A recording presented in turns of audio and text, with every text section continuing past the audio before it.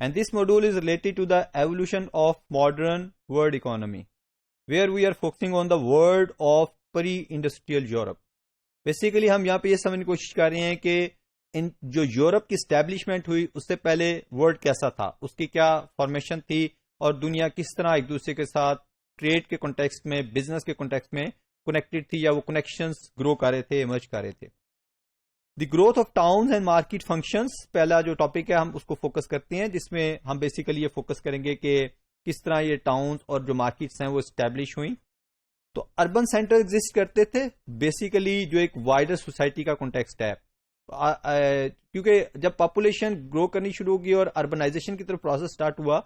تو جو rural areas سے لوگ تھے وہ اربن کی طرف جانے شروع ہو گئے، کیونکہ وہاں پہ ان کو business opportunities, employment opportunities, skill development opportunities اس قسم کی سچویشن ملتی تھی، پھر وہاں پر اچھی ویج مل جاتی تھی. اب یہ ساری چیزیں تھیں جو اربنائزیشن کی طرف لے کے جا رہی تھی، اور اربنائزیشن کے پروسیس میں ایک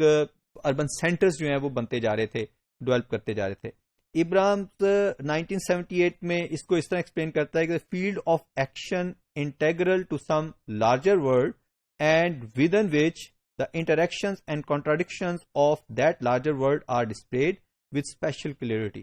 یعنی جو وائڈر سوسائٹی کا کنسپٹ ہے ان اربن سینٹر کے ذریعے وہ شو کر رہے ہیں ایکشن جو انٹیگرل ہیں، کسی لارجر ورلڈ کو ایک انٹیگریشن کریٹ کر رہے ہیں، وہ ایکشنز جو ایک بہت بڑے ورلڈ کو ڈفرنٹ کمپوننٹس کو آپس میں انٹیگریٹ کر رہے ہیں، اور اس انٹیگریشن کے نتیجے میں ڈفرنٹ قسم کے انٹریکشنز ہوتے ہیں اور ڈفرنٹ قسم کی کانٹراڈکشنز جنریٹ ہوتی ہیں، اور یہ کانٹراڈکشن اور انٹراڈکشن ریفلیکٹ ہوتی ہیں اس سارے پروسیس میں، اور بڑی کلیئرٹی کے ساتھ آپ اس کو آبزرو کر سکتے ہیں. تو یہ ساری کے ساری ایک وائڈر سوسائٹی کو ریفلیکٹ کر رہی ہوتی ہیں.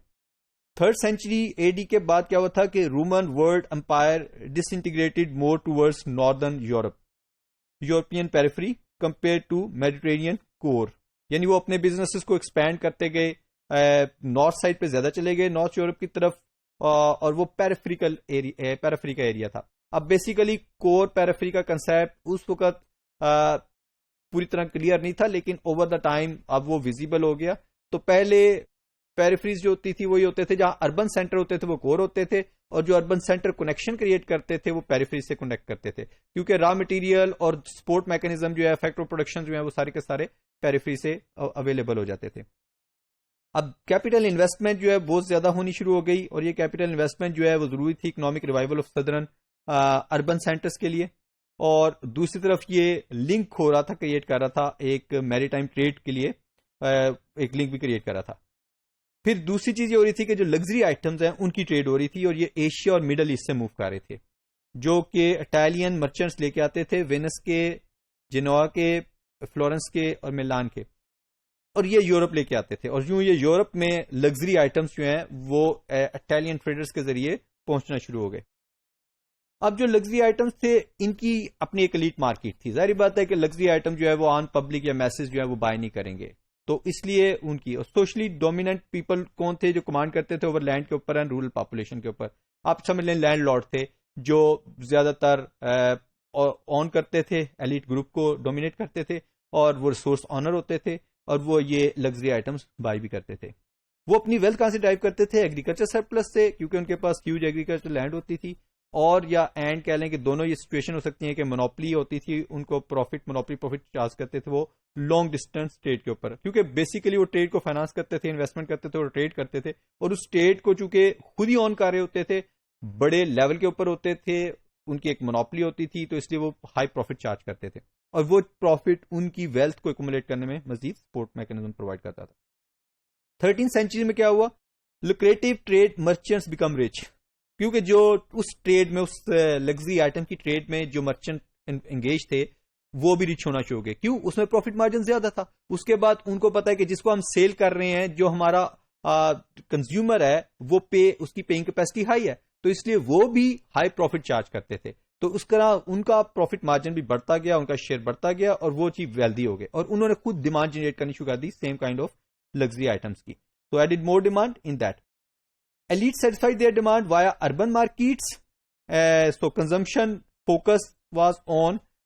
craftsmen, the building traders, the personal servants. اب یہ جو زیادہ تر ڈیمانڈ کریٹ ہوتی تھی، اسے آپ کہہ لیں کہ فیکٹر پروڈکشن کی، ان میں کرافٹ ورکرز بہت زیادہ چاہیے ہوتے تھے, بلڈنگ ٹریڈرز چاہیے ہوتے تھے, اور پرسنل سرونٹس چاہیے ہوتے تھے. تو یہ جو زیادہ تر کنزمپشن ہوتی تھی وہ اس سائڈ پہ ہوتی تھی کہ ہمیں یہ چیز چاہیے اور اسی کی کنزمپشن کرنی ہوتی تھی.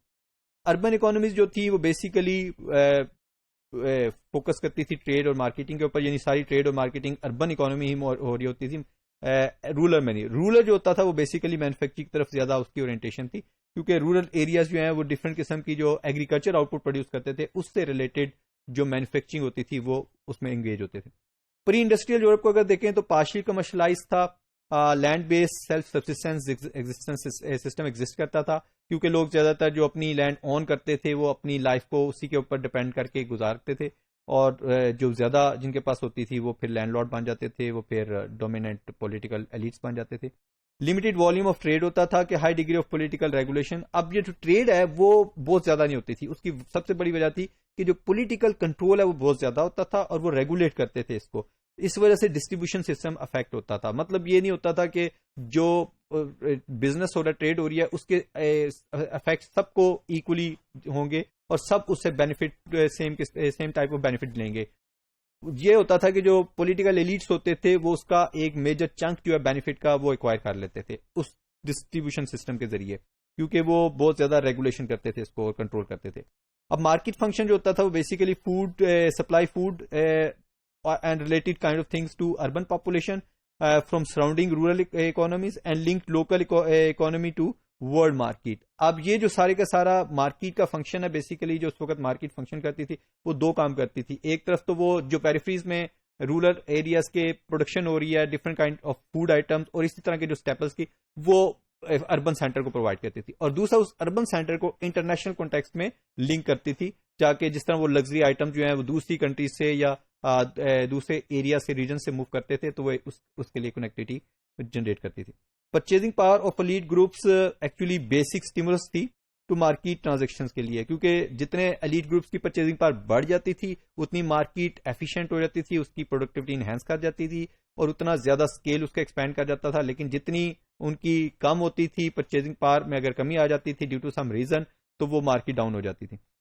اب کنٹرول جو تھا مارکیٹ میکانزم کے لیے وائے انسٹیٹیوشنل ریگولیشن تھا آف پرائسز کے, جو کنسنٹریٹ کرتے ہیں wealth drive from surplus production. اب جو کنٹرول ہوتا تھا مارکیٹ میکانزم کو اس کو انسٹیٹیوشنل ریگولیشن کے کیا جاتا تھا, اور یہاں پہ پرائس جو ہے وہ میجر رول پلے کرتا تھا. کنسنٹریٹ کرتے تھے